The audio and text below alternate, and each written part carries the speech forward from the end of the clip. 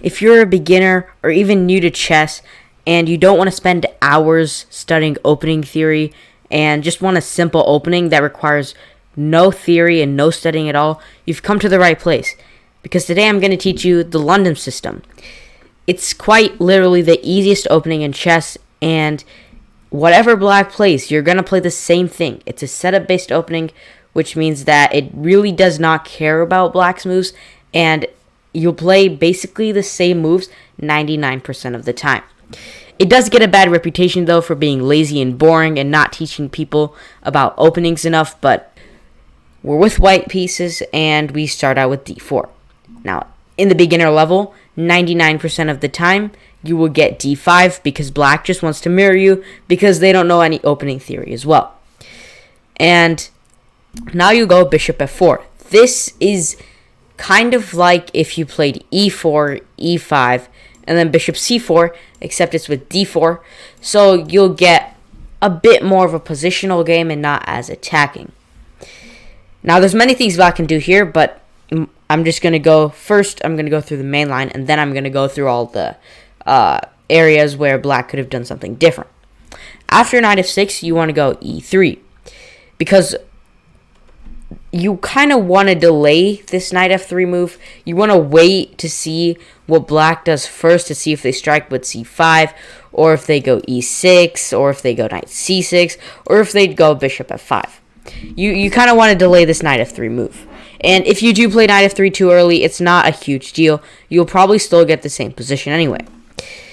And now the most aggressive move and the best move for black is to immediately strike at the center with c5.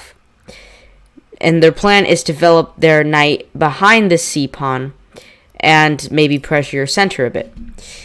This doesn't really scare you. You shouldn't be too scared about this. You can just develop your knight, just defend the center a bit more. They'll go knight c6, probably just to attack the center more. Knight bd2 is what you want to play next.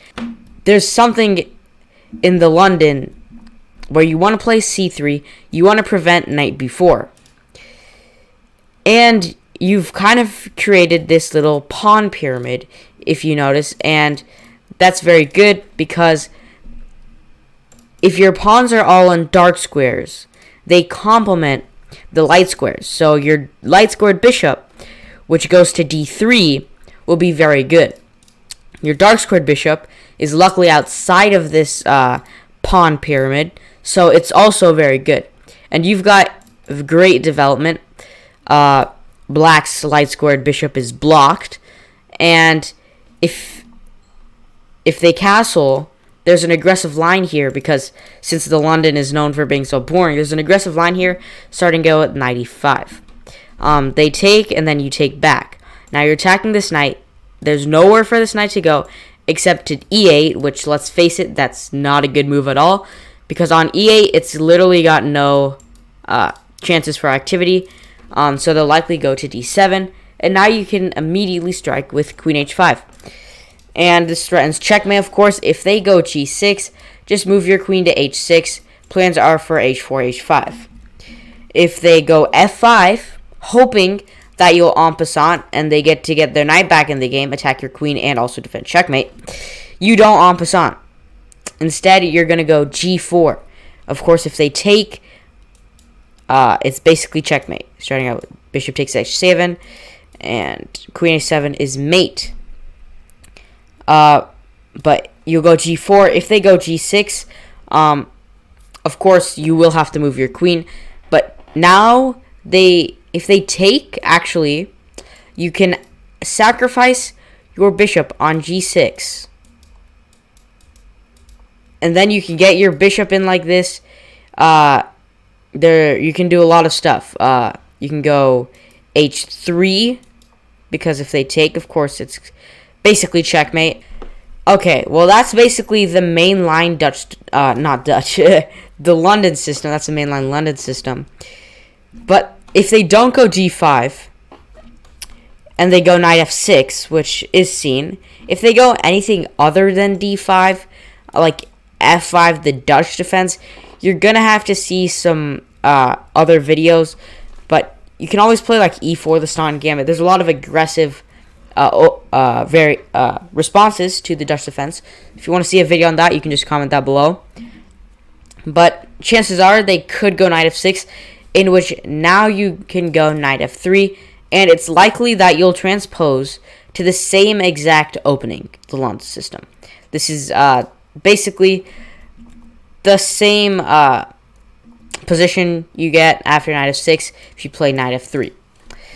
And c5 is another thing I want to look at, is because c5 you will not face in a lot of your games. They can go e6, they can go bishop f5 or g4. They could even go g6.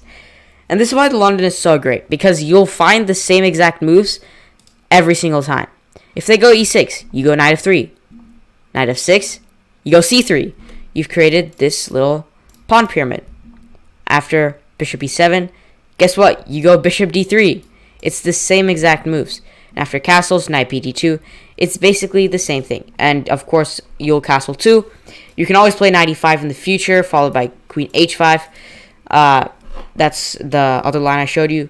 So that's basically the beauty of the London. You'll likely get the same position no matter what they play. And if you forget any of this, don't worry, because, again, if you just learn this little main line here, you can basically play the London and probably win with it too. And that's basically the London system in a nutshell.